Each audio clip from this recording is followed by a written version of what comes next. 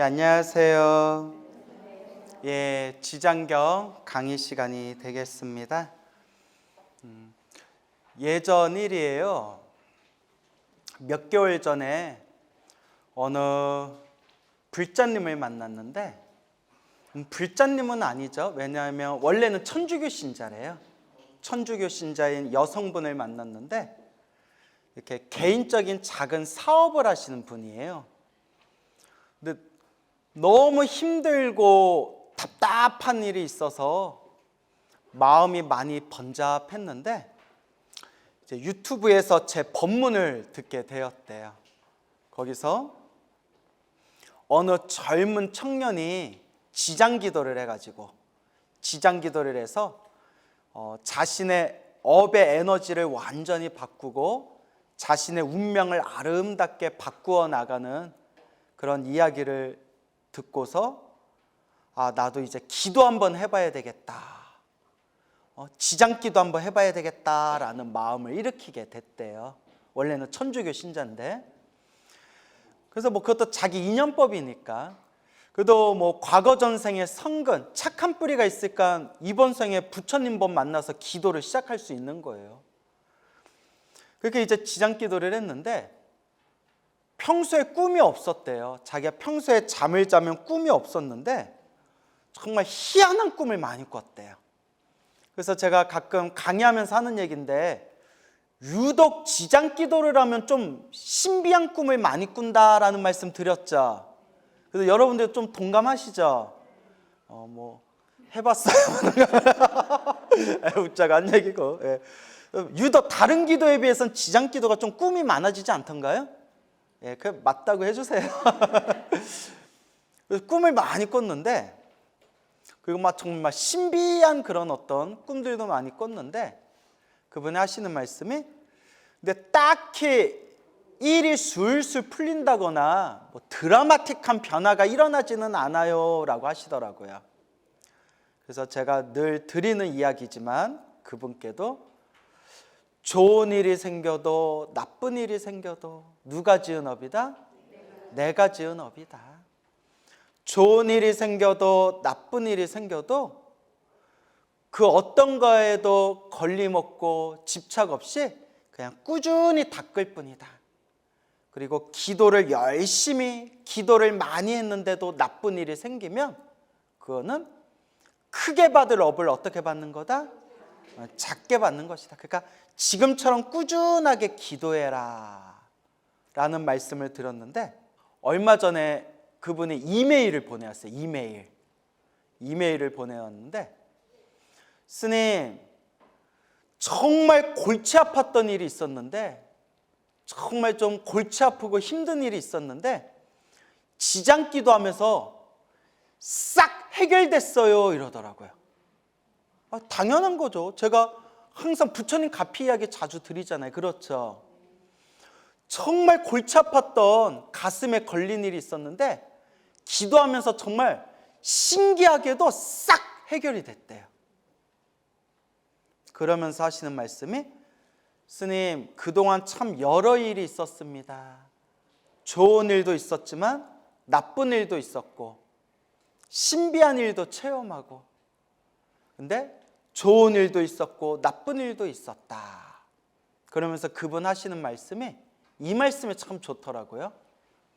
스님이 평소에 법문에서 하신 말씀, 좋은 일에도 집착하지 말고 나쁜 일에도 집착하지 말아라 라는 말씀이 더 확실하게 이해가 됐어요 라고 얘기하시더라고요. 뭐에도 집착하지 말아라? 좋은 일에도 집착하지 말고 나쁜 일에도 집착하지 말아라. 그냥 수행할 뿐이에요. 뭐 할 뿐이다? 딱 그냥 자기 업대로 사는 거예요. 제가 늘 말씀드리죠, 이게 다 인연법이에요. 이 인연법이라는 것이 다 자기가 지은 업의 인연대로 살아가는데, 전생에 복을 많이 지은 사람은 이번 생에 절에 안 다니고 기도 한 번 안 해도 하는 일마다 술술 풀리잖아요. 그렇죠, 여러분? 근데 어떤 사람은 절에 열심히 다니고 기도를 많이 해도 힘들고 괴롭고 답답한 일 많이 겪는 사람들 있잖아요. 그렇죠? 그것도 누가 지은 인연법이다? 내가 지은 업의 인연법이다. 그럼 스님 뭐하러 기도해요? 어차피 자기 업보대로 살 거면 뭐하러 기도해요? 크게 받을 걸 어떻게 받는다? 작게 받고, 또 내가 과거에 지었던 업장을 뭐한다? 소멸하고, 또 미래에 내가 살아갈 나의 무엇을 짓게 된다? 복, 선업, 공덕을 짓게 되는 것이다. 그러니까 여러분 적금 통장에 선업의 적금을 든다 생각하시면 되는 거예요. 결국 중생은 뭐대로 살아간다? 다 자기 복대로 살아간다. 아시겠죠? 그래서 힘들고 괴롭고 답답할 때가 뭐 할 때다? 기도할 때다 라는 걸 명심하시기 바랍니다. 아시겠죠? 자, 그러면 지장경 한번 펼쳐볼까요?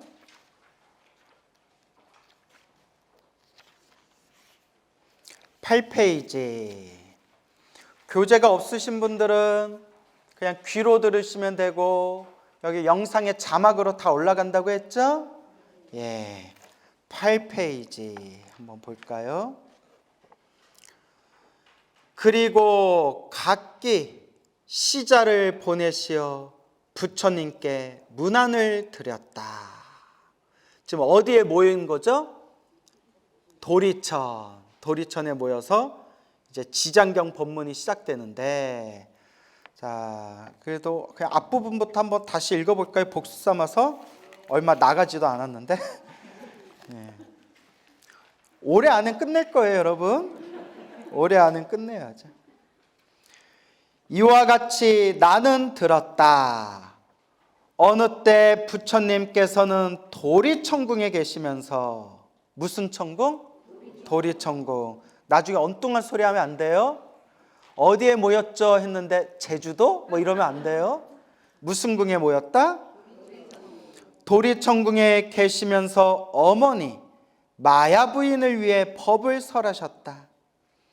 그때 시방 무량세계에 말할 수 없이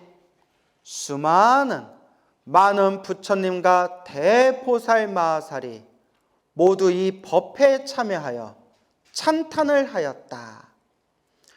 서가모니불께서는 능히 이 오탁악세에서, 오탁악세, 뭐 겁탁, 견탁, 번뇌탁, 중생탁, 수명탁, 명탁 해서 5가지 탁한 악한 세상, 그러니까 괴롭고 힘든 세상이라는 거예요. 그래서 오탁악세, 요 정도는 제가 여러분이 인터넷으로 좀 찾아보라고 했죠? 예. 한마디로 힘들고 괴로운 탁한 세상이에요. 오탁악세에서 불가사의한 대지혜야. 불가사의, 생각으로 헤아릴 수 없는 이란 뜻이에요. 불가사의, 생각으로 헤아릴 수 없는 대지혜와 신통력을 나타내요. 억세고 거친 중생들을 조복하시고, 뭐하고 뭐예요? 억세고 거칠어요. 누가요? 중생들이. 우리가 참 억세고 거칠어요. 억세고 거친 중생들을 조복하시고, 괴로움과 즐거움의 법인 고락법, 괴로울 꼭 즐거울라, 괴롭고 즐거운 법. 한마디로 무슨 법? 인과법. 괴로움을 만드는 법, 즐거움을 만드는 법, 인과법. 인연법을 가르쳐 바른 길로 인도하신다.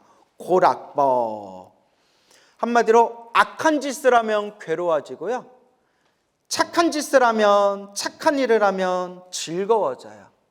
이번 생에 못 받으면 언제라도 받아요? 다음 생에라도 받는 거예요. 다 내가 지은 업의 인연법이다. 고락법, 인과법.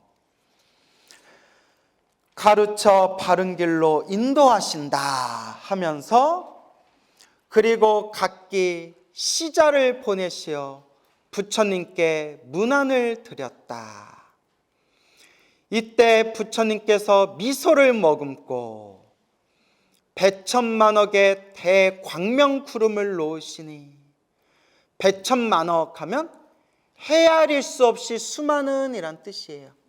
헤아릴 수 없이 수많은, 헤아릴 수 없이 수많은 백천만억의 대광명, 대자는 큰 대자다. 큰 광명의 구름을 놓으시니, 광명, 광명은 빛을 상징하죠. 그래서 불교에서는 깨달음이에요. 깨달음이 광명이에요. 우리 중생의 번뇌망상이 어둠과 같다며 칠흑 같은 어둠을 환하게 밝혀주는 게 뭐예요? 빛이잖아요. 등불, 빛이잖아요. 그래서 우리가 등불, 환한 빛, 이런 빛을 깨달음에 상징하는 표현이다. 그래서 우리가 사찰에 가면 법당 중에 대적광전이라고 있어요. 그렇죠? 대적광전. 대적광전 하면 모시는 부처님이 비로자나 부처님이에요. 무슨 부처님? 비로자나 부처님을 법신이라고 불러요. 무슨 신? 법신. 법이 깨달음이란 뜻이에요. 법심이면 법의 몸, 깨달음의 몸 그 자체다라는 뜻이에요. 깨달음의 몸인 비로자나 부처님. 비로자나를 인도 산스크리트어 원음으로 바이로차나라고 해요. 무슨 나? 바이로차나. 바이로차나를 중국 한자로 비로자나 네 글자로 음을 따서 한자로 번역한 거예요. 비로자나. 원래 발음은 바이로차나. 바이로차나가 바로 광명이란 뜻이에요. 광명.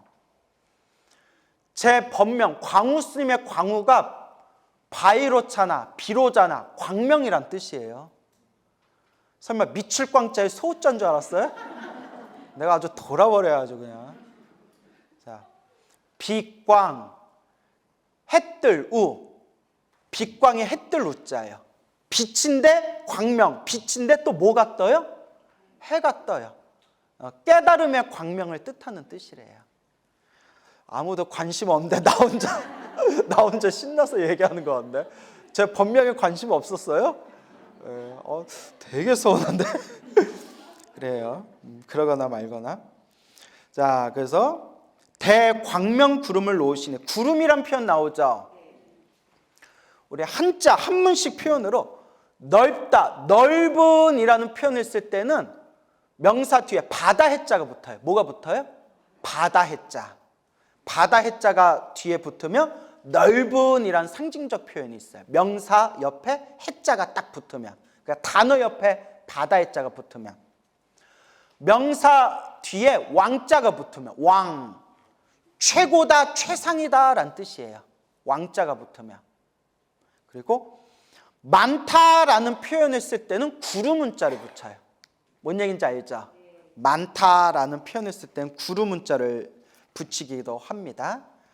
네, 여기서 이제 100가지, 1000가지, 만가지, 억가지, 백천만억 헤아릴 수 없는 대광명, 대빛의 깨달음의 빛이 뿜어져 나오는 구름을 펼치셨다. 이렇게 해석할 수 있겠죠. 대광명 구름을 놓으시니, 그 구름은 자, 대원만 광명 구름, 대자비 광명 구름, 대지혜 광명 구름, 대반야 광명 구름, 대삼매 광명 구름, 대길상 광명 구름, 대복덕 광명 구름, 대공덕 광명 구름, 대귀의 광명 구름, 대찬탄 광명 구름이었다라고 돼 있죠? 그래서 구름이, 지금 여기 나온 구름이 모두 몇 가지 구름이에요? 10가지. 대원망 광명 구름부터 대찬탄 광명 구름까지 몇 가지 구름이에요? 10가지. 그래서 10. 10은 불교에서 완전한 수를 뜻해요. 원만한 수, 완전한 수, 10. 그래서 10이라는 상징적 표현을 가장 많이 자주 쓰는 경이 화엄경이에요. 대방광불 화엄경. 그래서 우리가 보통 반야경에서는 육바라밀이라는 표현을 쓰는데 화엄경에서는 육바라밀을 쓰지 않고 십바라밀을 써요. 십바라밀. 그래서 불교에서는 열십자, 십이라는 표현이 무엇을 뜻한다? 완전한 것. 그리고 또 인도에서는 숫자 7, 숫자 7을 성스러운 숫자로 본대요. 7. 그래서 아기 부처님이 세상에 출현하셔서 몇 발자국을 걸으셨다? 7발자국을 걸으셨다. 우리도 실제로 그게 그 뜻인지 모르겠는데 우리도 럭키 뭐라고요?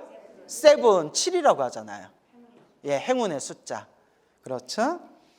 자, 그래서 이제 10가지 100천만호 대광명구름을 놓으시는데 100천만호 헤아릴 수 없는 수많은 광명의 구름을 딱 10가지로 표현하면 대원만 광명구름에서 어디까지? 대찬탄 광명구름까지 10가지의 완전한 구름이 펼쳐지게 된다. 이렇게 이제 생각해 볼 수 있겠죠. 그렇죠? 대는 이제 큰 대자고요. 원만한 광명의 구름이다. 그래서 이제 원만에 대해서 제가 자주 설명드렸는데 원만은 완전 무결한이란 뜻이에요. 완전하다, 완전 무결하다. 그래서 부처님처럼 모든 걸 완벽하게 갖추신 것을 4글자로 뭐라고 한다고 했어요? 뭐라고 했어요? 뭐라고요? 안 들려요. 와준 것만 듣고 맞긴 한데 내가 자주 말씀드렸잖아요. 기억나요? 안 나요? 예. 원망구조. 그렇죠, 여러분. 또 처음 듣는 것처럼 고개를 갸웃거리면 안 돼요. 원망구조. 부처님처럼 모든 걸 완벽하게 갖춘 걸 우리가 뭐라고 표현한다? 원망구조. 지혜와 복덕과 신통과 자비를 완벽하게 갖춘 거예요. 그러니까 우리도 마음만 깨달으면 부처다라고 하지만 그 말이 이론적으로는 사실이지만 그냥 마음만 깨쳤다고 해서 석가모니 부처님처럼 원망구조, 자유자재한 힘이 나와야 안 나와요? 예, 나오는 것 같지는 않아요. 왜냐하면 우리 역사상에 출연했던 큰 스님들 보면 큰 스님들이 마음은 깨쳤다라고 하시지만 그 큰 스님들 살아온 일대기를 보면 부처님과 같은 능력을 쓰셨어요? 못 쓰셨어요? 쓰지는 못하셨잖아요. 큰 스님은 큰 스님이지만.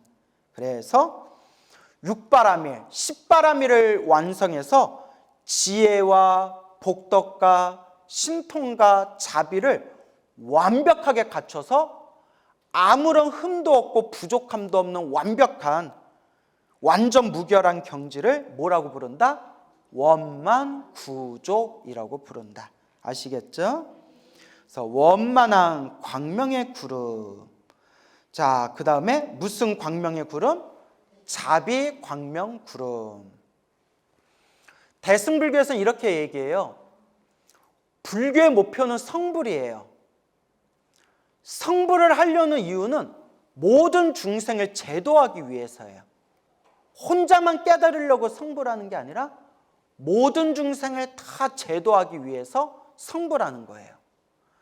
성불을 하려면 깨달음을 얻어야 돼요. 근데 이 깨달음은 작은 깨달음이 아니라 완전한 깨달음을 얻어야 돼요. 완전한 깨달음. 공자님, 맹자님, 소크라테스 이 정도의 깨달음도 아니고 무슨 아라한의 깨달음도 아니고 한 점의 흠도 없는 완전 무결한 위 없는 최상의 깨달음을 얻어야 돼요. 그걸 우리 경전에서는 안욕따라 삼맥삼보리라고 불러요.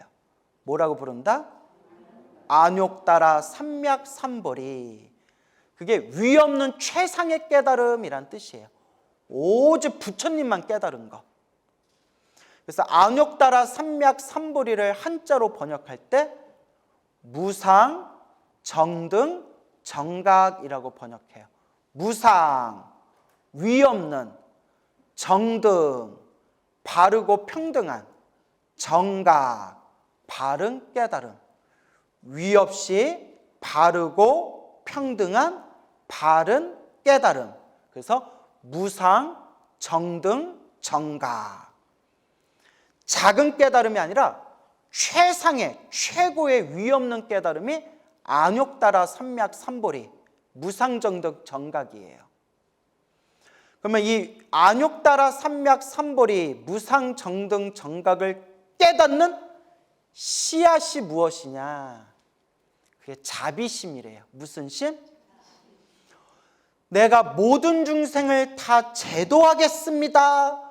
모든 중생과 다 함께 이 괴로움에서 완전히 벗어나 영원한 행복을 얻겠습니다. 모든 중생을 다 제도하겠다. 모든 중생을 완전한 깨달음의 길로 인도하겠다. 요 자비심이 있어야 최상의 깨달음으로 갈 수 있대요. 이런 모든 중생을 다 제도하겠다라는 자비심이 없는 상태에서 깨달음을 얻으면 그건 소승불교가 된대요. 무슨 불교? 그래서 작은 깨달음이래요. 그건 작은 깨달음. 그래서 아라한의 깨달음이라고 해요. 아라한의 깨달음. 그런데 부처님의 깨달음, 완전한 깨달음을 얻기 위해서는 무슨 심이 있어야 된다? 자비심. 그래서 제가 늘 여러분들께, 여러분 기도하고 나서 기도의 마지막 마무리는 무엇으로 마무리하십시오? 사홍서원. 사홍서원의 첫 번째가 뭐예요? 중생을 다 건지오리다. 중생을 다 제도하겠습니다. 자비심. 아시겠죠? 여러분 자비심 있어요, 없어요? 진짜 있어요? 우리 불자들은 그렇게 기도를 많이 하고 봉사도 많이 하고 자비심도 많다면서 절에 가면 그렇게 싸워. 희한해 내가. 참 왜 그렇게 싸울까? 아직 뭐가 강해서 그래요? 업습, 업의 습관, 중생의 업의 습관이 아직 강해서 그래요. 그래서 참 우리가 닦을 게 많아요. 그렇죠? 자꾸 닦아야 된다. 그래서 무슨 심? 자비심. 그래서 대자비의 광명구름이 펼쳐지고, 그리고 우리가 또 무엇이 있어야 돼요? 지혜. 지혜 옆에 반야라고 나오죠? 반야. 불교에서 말하는 반야는 산스크리트어로 프라즈냐라고 해요. 뭐라고 한다? 프라즈냐. 모든 것을 꿰뚫어 보는 지혜예요. 근데 우리 중국의 큰 스님들이 번역할 때 반야를 지혜라고 번역하지 않았어요. 왜냐? 우리가 흔히 쓰는 지혜라는 표현보다 훨씬 더 심오한 깨달음의 경지, 반야. 그 반야를 그냥 지혜라고 번역하면 그 심오한 반야의 본래 뜻이 사람들이 잘못 알아듣고 우습게 생각할까 봐 반야를 지혜라고 번역을 안 하고 그냥 반야라고 부른 거예요. 알겠죠? 그래도 우리 사람들이 헷갈릴까 봐 반야지혜라고 부르는 거예요. 반야지혜. 완전한 깨달음의 지혜예요. 그래서 여기서 앞에 대지혜 광명 구름이 펼쳐지고 대반야 광명의 구름이 펼쳐졌다 돼 있죠? 이걸 굳이 나누자면, 그러니까 굳이 나누자면 대지혜 광명 구름 할 때 요 지혜는 세상살이의 지혜까지 다 포함하는 거예요. 알겠죠? 세상 살아가는 모든 지혜까지. 그래서 우리 바깥에서 사회생활 잘하고 바깥에서 일 잘하고 머리 좋고 공부 잘하고 그런 사람들 보면 저 사람 참 지혜로워. 세상을 살아가는데 지혜가 있어. 뭐 이런 표현 쓰죠? 앞에서 말하는 이 지혜는 똑똑하고 총명하고 세상에서 말하는 모든 지혜를 뜻해서 대지혜광명 구름이라고 표현한 거예요. 알겠죠? 그럼 그 옆에 대반야광명 구름이라고 돼 있죠? 요 반야할 때 요 반야 지혜는 세상살이 지혜를 초월한 지혜예요. 이 지혜는 완전한 깨달음의 지혜예요. 무엇의 지혜? 완전한 깨달음의 지혜. 그래서 오직 깨달음을 얻은 완전한 깨달음의 지혜를 뜻한다.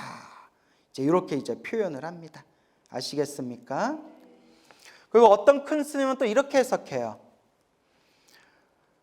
반야는 스스로 깨달은 지혜를 뜻하고요. 스스로 번뇌망상이 사라진 지혜, 번뇌망상이 완전히 사라진 깨달음의 지혜를 뭐라고 부르고? 반야라고 부르고, 자기가 깨달은 반야를 중생들에게 펼치는 것을 지혜라고 부른다. 이렇게 나눠서 설명해요. 이해 가세요? 다시 한번요. 반야와 지혜를 따로 나눠서요. 반야라는 뜻하고 지혜라는 뜻을 나누어서 번뇌망상이 사라진 깨달음의 지혜를 뭐라고 부르고? 반야라고 부르고, 내가 깨달은 반야를 사람들에게 펼치는 것을 뭐라고 부른다? 지혜라고 부른다. 이렇게 해석하는 스님들도 있어요. 이런 거는 너무 우리가 집착할 필요 없을 것 같아요. 알겠죠? 이걸 묶으면 그냥 한마디로 반야지혜, 이렇게 이해하시면 되겠습니다. 여러분들 지혜로워요, 안 지혜로워요?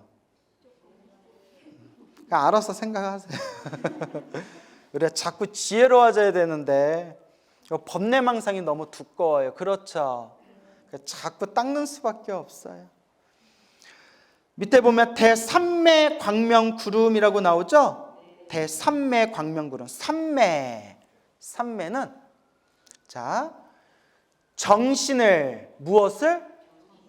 정신을 하나로 통일하여, 정신을 하나로 집중하여 몸과 마음이 고요하고 깊은 경지, 그걸 삼매, 선정이라고 불러요. 삼매, 선정 같은 뜻이에요.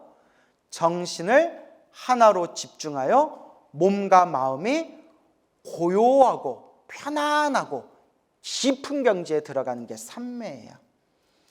그러니까 여러분들 열심히 기도하고 수행하다 보면 마음이 너무 편안하고 맑고 깨끗한 거 경험해 본 적 있죠? 그게 이제 삼매의 시작이에요.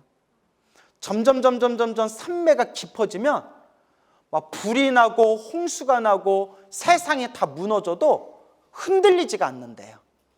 완전한 그런 깊고 고요한 상태에 들어가는데, 불교 경전에 보면 아주 깊은 삼매에 들어가면 몸과 마음의 상태가 완전히 바뀌어가지고 불이 나도 몸이 불에 탄다 안 탄다? 불에 타지를 않는데요. 물속에 빠져도 물속에서 숨이 막혀서 죽는다 안 죽는다? 안 죽는데, 요 삼매 상태에 싹 들어가면, 아주 깊은 삼매에 들어가면. 그렇다고 여러분 이런 거 실험해 보면 돼야 안 돼요? 삼매에 들어가면 몸에 불이 안 붙는다는데 한번 해볼까? 하고 몸에다 불 붙이면 돼야 안 돼요? 큰일 나요. 삼매에 들어가면 물속에 들어가도 물에 빠져 죽지 않는다는데 한번 소양감 때문에 몸을 한번 던져볼까? 이러면 돼야 안 돼요? 예, 이거. 그런 짓을 한다면 그건 지혜가 없어서 그래요. 뭐가 없어서 그래요? 지혜 요소만. 지혜가 없어서 그런 거예요. 그러니까 삼매, 정신이 하나로 집중되어 몸과 마음이 깊고 편안한 깊은 경지에 들어가는 게 삼매입니다. 아시겠죠? 삼매. 대길상 광명구름. 길상은 행운이란 뜻이에요. 행운. 좋은 징조. 행운이란 뜻이에요. 행운. 쉽게 말하면 행운. 길상. 행운. 그러니까 모든 일에 항상 좋은 일이 생기는 거. 한번 좋은 일, 행운이라고 해요. 길상, 행운. 그래서 우리 부처님께서 보리수 나무 아래에서 완전한 깨달음을 얻기 직전에 시다르타 수행자였을 때 보리수 나무 아래 딱 앉으려는데 그때 어느 농부가 풀을 가지고 지나가고 있었대요. 그때 맨바닥에 앉으려니까 바닥이 딱딱하잖아요. 그때 농부가 시다르타 수행자가 보리수 아래 앉으려는 모습을 보고 수행자여 제가 풀을 보시할 테니 이 풀에 앉으십시오 하고 폭신폭신하고 부드러운 그 풀을 보시했대요. 그때 시다르타가 이 풀의 이름이 무엇입니까? 할 때 무슨 풀입니다? 길상초입니다. 행운이란 뜻이잖아요. 그때 시다르타가 참으로 좋은 징조이다. 길상, 행운을 상징하는 풀을 받았으니까. 그래서 그 길상초를 바닥에 깔고 딱 결과부자를 틀고 다음과 같이 맹세합니다. 내 온몸의 살이 다 메마르고 내 뼈가 다 부셔지고 내 피가 다 말라붙는다 하더라도 위없는 깨달음을 얻기 전에는 이 자리에서 일어나지 않으리라 라는 유명한 얘기가 있고, 또 어떤 책에 보면 책마다 내용이 다르거든요. 어떤 책에는 풀 이름이 길상초가 아니라 그 풀을 보시한 농부의 이름이 뭐였다? 길상이었다. 길상이라는 이름을 가진 농부가 풀을 공양 올렸기 때문에 그 풀을 무슨 초라고 부른다? 길상초라고 불린다. 또 이런 내용이 나옵니다. 그래서 여러분, 불교가 2600년 전부터 지금까지 내려오다 보니까 책마다 내용, 버전이 조금씩 달라요. 그러니까 요 이야기가 말하고자 하는 교훈이 무엇인가, 그걸 이해해야지 디테일한 세심한 부분들은 내용이 저마다 다른 부분이 있으니까 그런 거는 그냥 그러려니 넘어가셔야 돼요. 알겠죠? 그래서 이 이야기가 말하는 교훈이 무엇인가. 그래서 길상, 행운을 뜻합니다. 참 좋죠. 대복덕 광명구름. 복덕이 무엇이냐? 옛사람은 이 복덕을 해석할 때, 한자로 해석할 때 복이라는 것은 말 그대로 좋은 걸 일으키는 게 복이에요. 좋은 거예요. 한마디로 야, 너 참 복이 많다 이런 표현 쓰죠? 좋은 게 복이에요. 좋은 거. 덕은 득이라는 표현으로도 쓴대. 얻을 득. 그래서 얻을 득이라는 뜻으로도 쓰인다. 그래서 복덕하면 무엇을 얻었다? 복을 얻었다라는 뜻이다. 이렇게 해석하는 글이 있어요. 물론 해석이 여러 가지 해석이 있어요. 그래서 복덕, 복을 얻었다. 복덕. 옆에 보면 공덕이라고 나오죠. 공덕. 여러분, 우리 한문 문화권에서는 복덕과 공덕을 따로 해석하는 경향이 있는데, 우리 이 복덕과 공덕의 원래 경전, 인도에서 넘어온 경전의 산스크리트어 원래 단어를 보면 복덕하고 공덕하고 같은 뜻이래요. 산스크리트어로 따라해서 구나, 인도 산스크리트어로 구나라는 단어를 한자로 번역할 때 복이라고도 번역했고 공덕이라고도 번역한 거예요. 그러니까 복덕하고 공덕하고 원래 의미의 뿌리는 같다 다르다. 같다. 인도 산스크리트어 구나라는 단어에서 나온 것으로 중국에 번역하신 스님들이 복이라고도 번역했고 공덕이라고도 번역했다. 그래서 원래 뜻은 같다 다르다? 같다.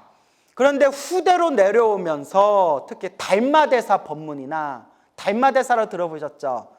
달마대사 법문이나 중국의 큰 스님들이 복덕과 공덕을 다르게 해석하기 시작한 거예요. 그래서 뭐라고 해석하냐면, 복덕은 세상에서 세상살이 하면서, 바깥에서 세상을 살면서 잘 먹고 잘 사는 게 복덕이고, 공덕은 마음의 깨달음을 얻는 게 공덕이다.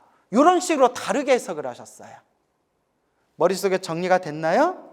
그래서 복덕은 바깥 세상에서 잘 먹고 잘 사는 것을 복덕이라 부르고, 공덕은 우리가 수행을 해서 마음을 깨치는 걸 공덕이라고 부른다네. 이렇게 중국 스님들이 해석을 해가지고 우리는 복덕과 공덕을 다르게 표현하는 그런 어휘적인 문화가 있지만 뿌리를 거슬러 올라가 보면 원래 의미는 복덕이나 공덕이나 원래 뜻은 같다 다르다? 같다. 산스크리트어 어디에서 나온 말이다? 구나. 구나라는 단어에서 나온 말이다. 한마디로 복덕과 공덕, 구나의 뜻은 내가 원하는 바를 이루어지게 해주는 것이란 뜻이에요. 내가 원하는 바를 뭐하게 해주는 거? 이루어지게 해주는 거. 내가 원하는 바를 이루게 하려면 뭐가 있어야 돼요? 복이 있어야 돼요. 복덕, 공덕이 있어야 돼요.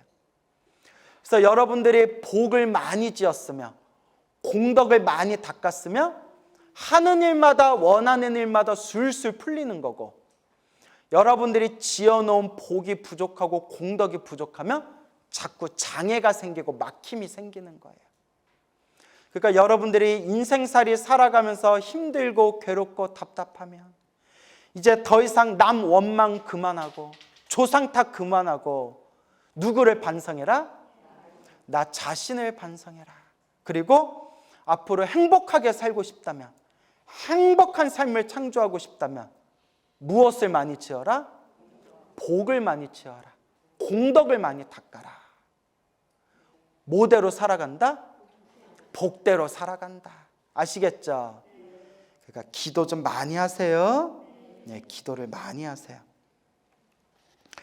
자, 그 다음에 대귀의 광명구름. 귀, 돌아갈 귀, 의지할 의. 당신에게 돌아가 의지합니다. 산스크리트어로는 나마스라고 불러요. 뭐라고요? 나마스. 그리고 인도에서는 지금도 인사할 때 나마스테라고 인사한대요. 그래서 나마스. 이게 우리 한자에서는 뭘로 번역되었을까요? 나무. 따라해보세요. 나무. 그래서 나무 아미타불, 나무 관세음보살, 나무 지장보살. 나무가 귀합니다라는 뜻이에요. 귀합니다. 그래서 귀합니다. 귀는 두 가지 뜻이 있어요. 첫 번째 뜻은 불, 법, 승. 부처님 가르침, 승가, 청정한 스님들의 모임에 돌아가 의지하겠습니다. 그래서 불법승 삼보에 귀의하겠습니다. 이게 첫 번째 뜻이고요. 두 번째 뜻은, 자, 따라해보세요. 불성. 네, 우리 마음 안에 있는, 중생 마음 안에 있는 진짜 부처님, 우리 마음 안에 있는 마음이라는 참 마음, 불성이라는 참 마음, 참된 마음에 뭐 하겠습니다? 귀의하겠습니다 라는 뜻이 있는 거예요. 알겠죠? 그래서 귀는 크게 두 가지 뜻이 있다. 첫째, 불법성 삼보에 귀의합니다. 둘째, 우리 마음 안에 있는 참마음, 불성에 귀의하겠습니다. 마지막, 대찬탄 광명구름. 찬탄. 찬탄은 말 그대로 칭찬하고 감탄하는 거예요. 칭찬하고 감탄하다. 그래서 우리 마음, 진실한 마음으로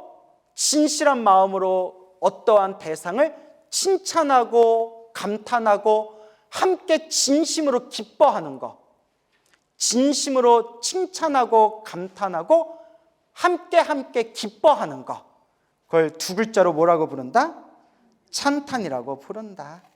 자, 그래서 10가지 광명의 구름을 포함하여 백천만억 한량없는 대광명의 구름이 활짝 펼쳐졌다라는 것을 기억하시기 바랍니다. 알겠죠? 그래서 여러분들도 이제 꿈을 꾸실 때 꿈에서 환한 광명이 보이면, 환한 빛이나 환한 광명의 구름이 보이면 엄청나게 좋은 길몽이에요. 근데 너무 꿈에 집착할 필요는 있어요, 없어요? 없지만 이왕이면 꾸면 기분은 좋겠죠?